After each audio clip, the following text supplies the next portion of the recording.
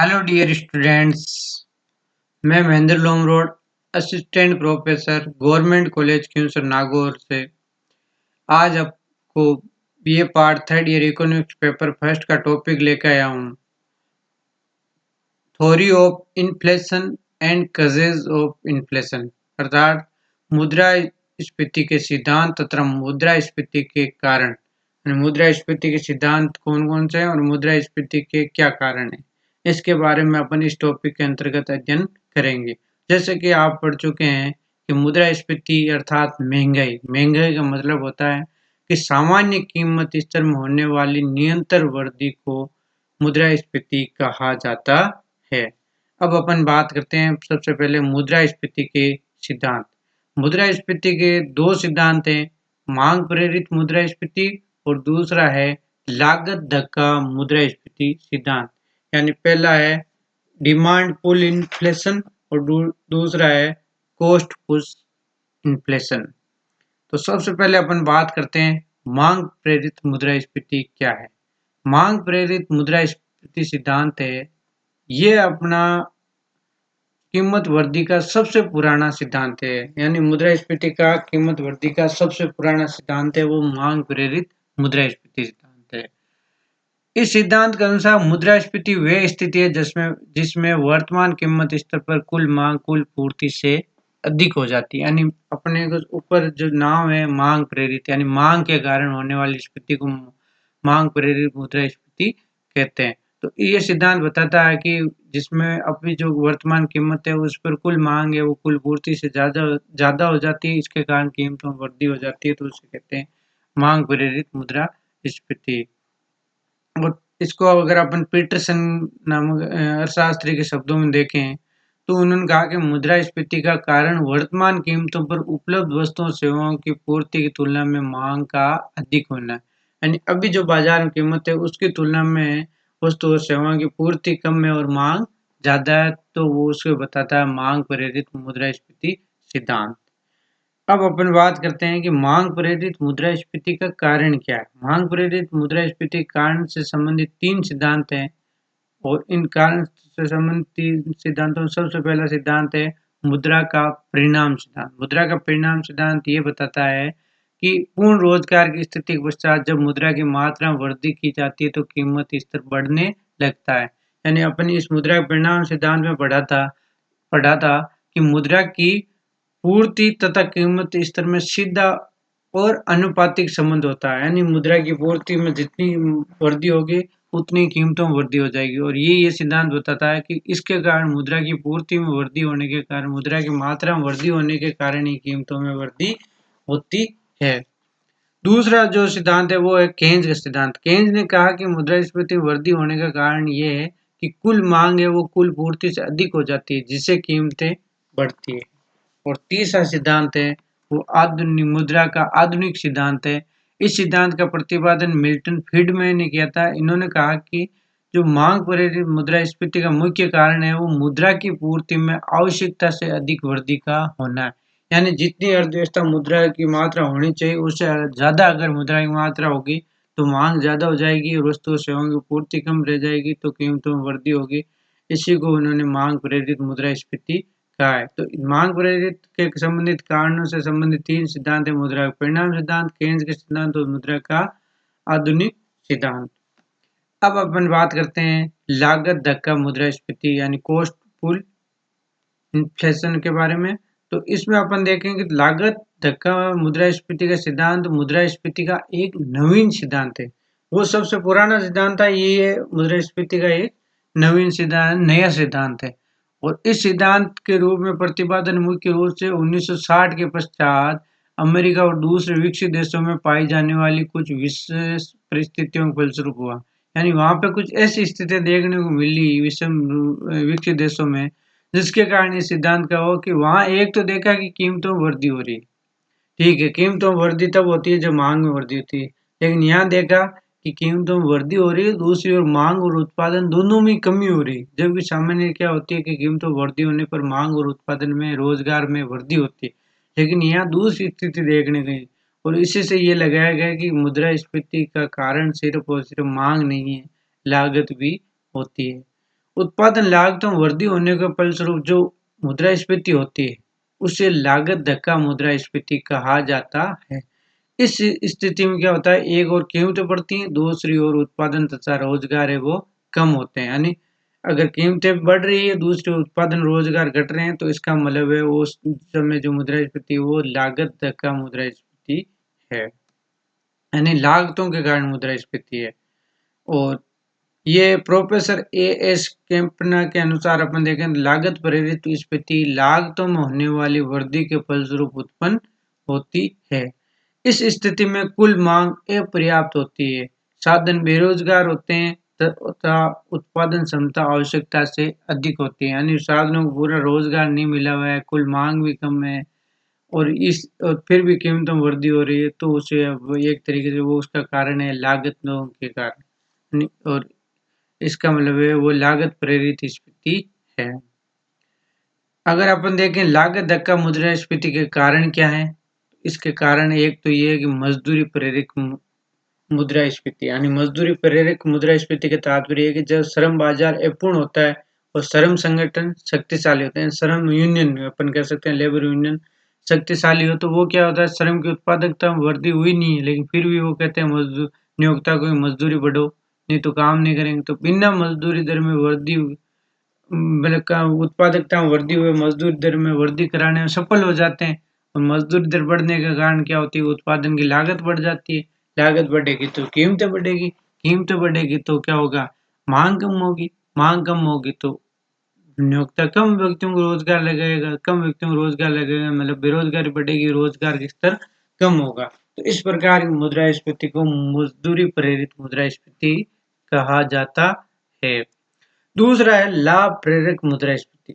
लाभ प्रेरक मुद्रास्फीति का तात्पर्य है कि अपूर्ण प्रतियोगिता बाजार में विशेष रूप से एकाधिकार या अल्पाधिकार की स्थिति में फर्में अपना उत्पादन मांग की तुलना में कम करती है, परंतु लाभ की दर बढ़ा देती है। यानी वो जितनी मांग है उतना उत्पादन तो बढ़ाएगी नहीं, लेकिन अपना लाभ है उसके ऊपर वो कृत्रिम रूप से बढ़ा देती है। लाभ की दर बढ़ने के कारण कीमतें क्या हो जाती है, बढ़ जाती है, परंतु उत्पादन पूर्ण प्रतियोगिता स्थिति में होने वाले उत्पादन की तुलना में कम होता है। यानी अपन देखा है बाजार में जब अपन वस्तु शास्त्र पढ़ा है, तो एकाधिकार या अल्पाधिकार में क्या होता है, उत्पादन होता है वो पूर्ण प्रतियोगिता की तुलना में कम होता है, जबकि कीमतें ज्यादा होती है। और जानबूझ के भी है ना उत्पादक होते हैं, वो अपने उत्पादन को उस मांग के अनुसार नहीं बढ़ाते हैं, इसके कारण कीमतों में मांग की तुलना में पूर्ति कम रहने के कारण भी कीमतों में वृद्धि हो जाती है, और वो अपने लाभ बढ़ाने के कारण अपने लाभ ऐसे ही बढ़ा लेते हैं मांग, तो उसके कारण भी है वो कीमतों में वृद्धि हो जाती है, तो उसे कहते हैं लाभ प्रेरक मुद्रास्फीति। और तीसरा कारण है प्रमुख कच्चे माल की लागतों में वृद्धि। जब घरेलू अंतर्राष्ट्रीय बाजार दशकों के कारण प्रमुख कच्चे माल जैसे कोयला हुआ, इस्पात हुई, पेट्रोल हुई आदि कीमतें कई गुना बढ़ जाती है, तो फलस्वरूप लागतें बढ़ जाती है और तैयार वस्तुओं की कीमतें भी बढ़ जाती है। यानी अपने पेट्रोल या डीजल की जरूरत अपने को हर जगह ट्रांसपोर्टेशन के लिए चाहिए, अगर उनकी लागत बढ़ गई तो वस्तु की लागत भी बढ़ जाएगी। इसी तरह बिजली ईंधन की अगर कीमत बढ़ जाती है तो उससे बनने वाली वस्तु की कीमत भी बढ़ जाती है, तो इसके फलस्वरूप होने वाली वृद्धि होती है वो कच्चे माल की लागत में वृद्धि। तो इनके कारण होने वाली वृद्धि को लागत धक्का मुद्रास्फीति कहते हैं। अब अपन बात करते हैं मुद्रास्फीति के कारण के।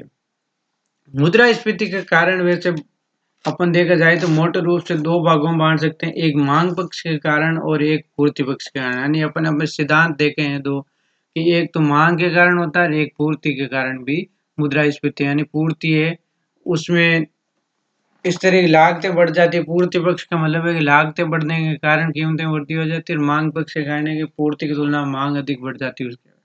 इसके क्या कारण है, तो अपन देखें मांग पक्ष में देखें सबसे पहले तो मांग से अभिप्राय वस्तुओं के लिए मुद्रा की मांग से, यानी मुद्रा की मांग में मुख्य रूप से निम्न कारणों से वृद्धि हो सकती है। जैसे अपन देखें सबसे पहले बात करें तो मांग पक्ष में वो है सार्वजनिक व्यय में वृद्धि। सार्वजनिक व्यय में मतलब है कि सरकार अपना खर्चा बढ़ा देती है, जैसे नरेगा के माध्यम से, अलग अलग स्कीमों के माध्यम से सरकार अगर खर्चा बढ़ाएगी तो लोगों के पास आय अधिक आएगी, आय अधिक आएगी तो वो मांग अधिक करेंगे, परंतु अगर पूर्ति उस अनुसार नहीं बढ़ेगी तो कीमतों में वृद्धि होगी, तो वो ये तो इस कारण से भी मुद्रास्फीति में बढ़ सकती है, अर्थव्यवस्था में या कीमतों में वृद्धि हो सकती है। दूसरा कारण देखें तो सरकार घाटे की वित्त व्यवस्था, यानी अपन देखा कि अविकसित देश है, उनके पास संसाधनों की कमी है, तो वो अपनी आय और खर्चे का जो मतलब आय कम होती है, खर्चा ज़्यादा है, तो इस खर्चे और आय के बीच जो घाटे हैं, इसको पूरा करने के लिए क्या होती है, घाटे की वित्त व्यवस्था यानी नए नोट छाप के पूर्ति करती है। और अगर इससे नए नोट छाप के पूर्ति करने का तात्पर्य है कि लोगों के पास ज़्यादा मुद्रा जाएगी तो मांग बढ़ेगी, मांग बढ़ने से कीमतें बढ़ेगी क्योंकि उत्पादन उस गति से नहीं बढ़ रहा है, तो इसके फलस्वरूप होने वाली इसके कारण भी मुद्रास्फीति में वो वृद्धि हो सकती है, यानी मुद्रास्फीति की स्थिति हो सकती है। तीसरा कारण देखें, सस्ती मौद्रिक नीति। सस्ती मौद्रिक नीति का मतलब ये है कि सरकार ऐसी नीति मतलब केंद्रीय बैंक ऐसी नीति बैंक ऐसे कि आसानी से ऋण उपलब्ध हो जाए, बहुत कम ब्याज दर पर ऋण।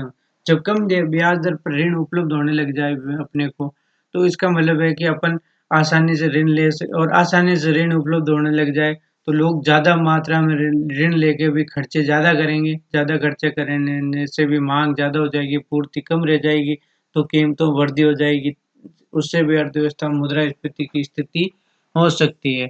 और फोर्थ है व्यय योग्य आय में वृद्धि। व्यय योग्य आय में वृद्धि का मतलब है कि लोगों को खर्च करने योग्य आय में वृद्धि वो तब हो सकती है कि जब मान लो सरकार टैक्स में कमी कर दे, तो सरकार टैक्स में कमी कर दे या लोग है बचत है उसको अपन ज़्यादा उसको खर्च करने लग जाए, तो उससे ये हो गया आय में वृद्धि होने से मांग बढ़ जाएगी और मान लो पूर्ति उस अनुसार नहीं बढ़ी तो कीमतें बढ़ जाएगी, तो अर्थव्यवस्था मुद्रास्फीति की स्थिति उत्पन्न हो जाएगी। अगला कारण अगर देखें तो काला धन। काला धन को अपन एक शब्दों में परिभाषित करें तो ये वह आय है जिसकी सरकार को कोई हिसाब नहीं दिया जाता है और आय पर लगाए जाने वाले कर को बचाने के लिए किया जाता है। यानी वो धन जिसका सरकार को कोई हिसाब किताब नहीं दिया जाता, जिसके ऊपर अगर टैक्स लगता है लेकिन वो लोगों द्वारा छुपाया जाता है, उसको कहते हैं काला धन। काला धन सामान्यतः क्या होता है कि लोगों के पास अगर काला धन होता है तो वो अपने पास रखना कम चाहते हैं, ज़्यादा से ज़्यादा उपभोग करना चाहते हैं, उसका उपयोग करके खर्च ज़्यादा करना। कभी-कभी अपने को सब सुनने में भी आता है, इसके पास 2 रुपए के रुपए हैं, इसलिए ये ज़्यादा खर्चे कर रहे हैं। तो इस तरीके से क्या होता है कि काले धन के ऊपर सर कोई टैक्स नहीं देते हैं तो वो ज़्यादा उपभोग की मात्रा में उपयोग करते हैं। इस और काले धन की मात्रा बढ़ने पर भी हो सकता है कि माँग बढ़ जाए और उसके पूर्ति कम रह जाए, तो उसके कारण अर्थव्यवस्था की कीमतें बढ़ जाए और मुद्रास्फीति की स्थिति है वो उत्पन्न हो जाए। सिक्स्थ अपन कहते हैं करों में कमी। अगर सरकार मान लो करों में कमी कर दे, यानी सरकार कर कम लगाए तो लोगों की क्या हो जाएगी, लोगों के पास ज़्यादा रुपए बचाएंगे, लोगों के पास आय बढ़ जाएगी एक तरीके से। तो शुद्ध आय बढ़ने से क्या होगी, मांग ज़्यादा करेंगे, मांग लेकिन पूर्ति अगर कम रहेगी तो कीमतें बढ़ेगी और मुद्रास्फीति उसके कारण भी हो सकती है। अगला कारण देखें तो सार्वजनिक ऋणों में कमी। सार्वजनिक ऋणों में कमी से ये तात्पर्य है कि मान लो सरकार की आय बढ़ी, सरकार के अगर एक ऋण चुकाने लगे तो ऋण चुकाने से क्या होगा, ऋण लोगों से लिए हैं, व्यक्ति जनता से लिए हैं, तो उनको अगर ऋण चुकाने वाले उनके पास रुपए जाएंगे तो वो मांग करेंगे, मांग ज़्यादा करेंगे, लेकिन अगर पूर्ति कम रहेगी तो कीमतों में वृद्धि हो जाएगी, कीमतों में वृद्धि होने से अर्थव्यवस्था मुद्रास्फीति की स्थिति उत्पन्न हो सकती है। और आठवां कारण है जनसंख्या में वृद्धि। जनसंख्या में वृद्धि होने से ऑटोमेटिक चाहे आय बढ़ी हो या नहीं बढ़ी हो फिर भी मांग बढ़ जाती है। जैसे बात करें एक तो 10 करोड़ जनसंख्या है, एक 20 करोड़ जनसंख्या है, तो 10 करोड़ जनसंख्या 20 करोड़ जनसंख्या अगर दोनों की आय बराबर है या 20 करोड़ जनसंख्या आय कम है तो भी मांग बढ़ सकती है, क्योंकि वो अपने जीवन यापन के लिए आवश्यक चीजें तो खरीदेंगे खरीदें। जब और अगर मान लो उसके अनुसार पूर्ति नहीं बढ़ी है तो कीमतों में वृद्धि होगी और अर्थव्यवस्था मुद्रास्फीति की स्थिति उत्पन्न हो सकती है। और अगर अपन और एक कारण देखें तो निर्यात में वृद्धि। निर्यात में वृद्धि से मुद्रास्फीति इस प्रकार हो सकती है कि निर्यात अपन ज़्यादा करते हैं और अपनी आय तो अपने को दूसरे देश में माल भेजने से अपने को आय प्राप्त होती है, अपनी आय बढ़ने से अपन ज़्यादा उपभोग ज़्यादा खर्च कर पाएंगे, ज़्यादा खर्च करने मांग बढ़ेगी, मांग बढ़ने से अगर मान लो पूर्ति अनुसार नहीं बढ़ी है तो अर्थव्यवस्था में कीमतों में वृद्धि होगी और मुद्रास्फीति की स्थिति उत्पन्न हो सकती है। तो ये सब कारण अपन देख सकते हैं कि इन कारण ये सभी कारण है जो मांग पक्ष को यानी मांग को बढ़ाने के कारण है। जो चीजें मांग को बढ़ाने वाली चीजें हैं, अगर उन उन चीजों के कारण है वो मुद्रास्फीति बढ़ सकती है। दूसरा पक्ष है वो है पूर्ति पक्ष। पूर्ति पक्ष का मतलब है कि लागतें बढ़ जाए, यानी मुद्रा की पूर्ति में उस अनुपात में वृद्धि नहीं होती जिस अनुपात में मांग वृद्धि होती है। इसके वजह से अर्थव्यवस्था में क्या हो जाता है, असंतुलन आ जाता है। इस असंतुलन के कारण ही कीमतों में बढ़ोतरी होती है। पूर्ति पक्ष पर मुख्यतः इन तत्वों का प्रभाव पड़ता है। एक तो उत्पादन में कमी। मान लो किसी वस्तुओं की मांग ज्यादा होने लगी लेकिन उत्पादन बढ़ने के बजाय अगर उत्पादन घट गया, चाहे उत्पादकों ने कृत्रिम रूप से ही उत्पादन घटा दिया हो, तो उसके कारण अगर उत्पादन घट गया तो मांग ज्यादा है और उत्पादन घटने के कारण पूर्ति कम है तो मुद्रा कीमतें बढ़ेगी। कीमतें बढ़ने का मतलब है मुद्रास्फीति की स्थिति उत्पन्न हो जाएगी। दूसरा कारण है कृत्रिम अभाव। कृत्रिम अभाव का मतलब है कि जो जानबूझ के अभाव पैदा करना, जैसे बहुत सारे अपन देखते हैं प्याज का स्टोर कर लेते हैं, दालों का स्टोर करके बाजार में कृत्रिम अभाव उत्पन्न कर देते हैं कि भाई ये तो है ही नहीं हमारे पास, और इसके कारण कीमतें बढ़ा देते हैं। तो इस प्रकार के इसके कारण भी अर्थव्यवस्था में मुद्रास्फीति की स्थिति उत्पन्न हो सकती है और ये बहुत बार देखने को भी मिला है। तीसरा कारण है सरकार की कर नीति है। सरकार की कर नीति का मतलब है कि अगर सरकार मान लो ऐसा नीति अपनाए जिससे कि लागतों में वृद्धि हो जाए, यानी संसाधनों की जो साधनों की कीमतें हैं उनकी लागतें बढ़ जाए, जैसे ईंधन की कीमतें बढ़ जाए, जैसे मान लो पेट्रोल पर ज़्यादा टैक्स लगा दिया तो और इसी प्रकार कच्चे माल पर ज़्यादा टैक्स लगा दिया हो, तो इनके कारण क्या होती है, सरकार की कर नीति के कारण भी क्या होती है कि उत्पादन लागतें बढ़ जाती है। उत्पादन लागतें बढ़ने के कारण उस कीमतें बढ़ जाती है और इस प्रकार मुद्रास्फीति इस स्थिति में भी हो सकती है। फोर्थ अगर देखें अपन खाद्यान्नों में कमी। खाद्यान्नों में कमी यानी मान लो किसी वर्ष फसल मानसून अच्छा नहीं रहा, मानसून अच्छा नहीं रहा तो वस्तु खाद्यान्नों का उत्पादन कम हुआ। खाद्यान्न उत्पादन कम, जबकि मांग ज़्यादा है और उत्पादन कम हो गया तो कीमतों में वृद्धि होगी। तो इस स्थिति में भी अर्थव्यवस्था में मुद्रास्फीति की स्थिति उत्पन्न हो सकती है। फिफ्थ देखें तो औद्योगिक झगड़े। औद्योगिक झगड़े का तात्पर्य है कि मजदूरों और फैक्ट्री मालिकों के बीच झगड़े ज़्यादा हो। जब झगड़े ज़्यादा होंगे तो काम कम होगा तो उत्पादन कम होगा, और अगर मांग ज़्यादा और उत्पादन कम होगा तो कीमतें बढ़ेगी। तो इसके कारण भी मुद्रास्फीति है वो बढ़ सकती है। और सिक्स्थ है तकनीकी परिवर्तन। नई तकनीक आने से क्या होता है कि एक मशीन आउटडेटेड हो जाती है, नई टेक्नोलॉजी नई मशीन लानी पड़ती है। तो इस स्थिति में क्या होता है कि नई मशीन की स्थिति में खर्चा ज़्यादा आ जाता है स्टार्टिंग में, तो खर्चा ज़्यादा आने के कारण भी या समय से बहुत तीव्र गति से तकनीक परिवर्तन करने के कारण भी कभी-कभी लागतों में वृद्धि हो जाती है। तो इसके कारण भी कि लागतों में वृद्धि होने के कारण कीमतें बढ़ जाती है और अर्थव्यवस्था मुद्रास्फीति की स्थिति या वस्तु सेवाओं की कीमतें बढ़ सकती है।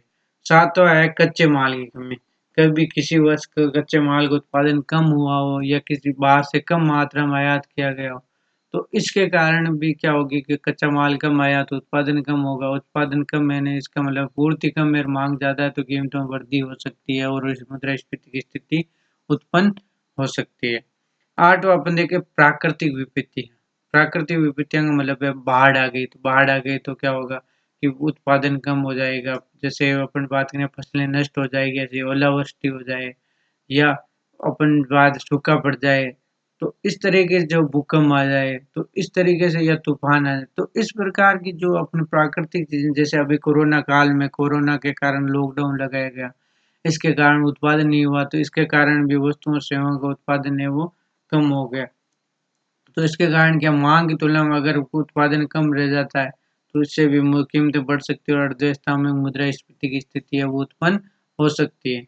और नवा उत्पादन का ढांचा, यानी उत्पादन का ढांचे का मतलब है कि उत्पादन करने का तरीका जो अपन है उसके कारण भी उसके धीरे धीरे अपन समय के साथ अगर लागत बढ़ने लग जाए तो उससे भी वस्तुओं की कीमतें बढ़ सकती है। वस्तुओं से कीमतें बढ़ने से मुद्रास्फीति की स्थिति है वो उत्पन्न हो सकती है।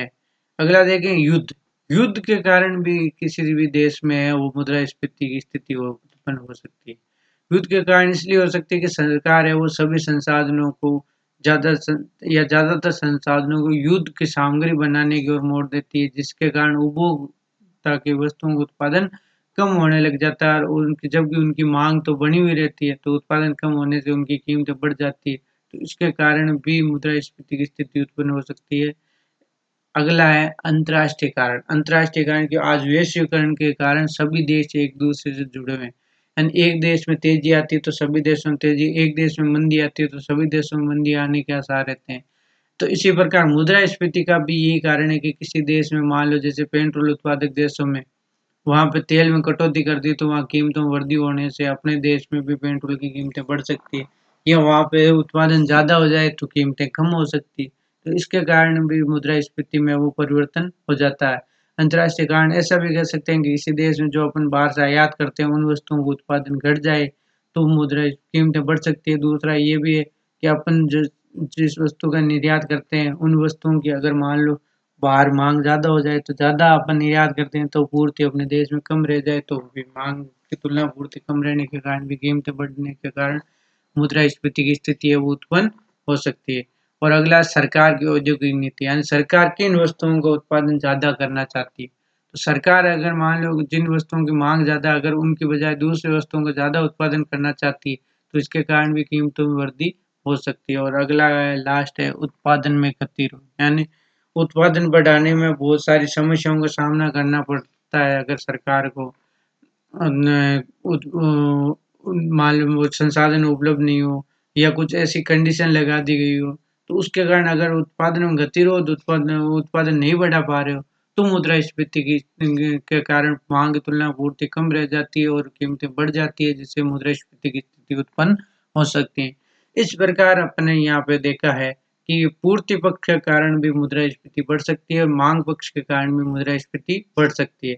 ये अपन देखा कि किस प्रकार मुद्रास्फीति मांग और पूर्ति के द्वारा तथा अपन सिद्धांत भी देखे थे कि मांग प्रेरित मुद्रास्फीति, लागत धक्का मुद्रास्फीति, यानी इन दोनों कारणों से ही मुद्रास्फीति की स्थिति उत्पन्न हो सकती है। Thank you watching this video.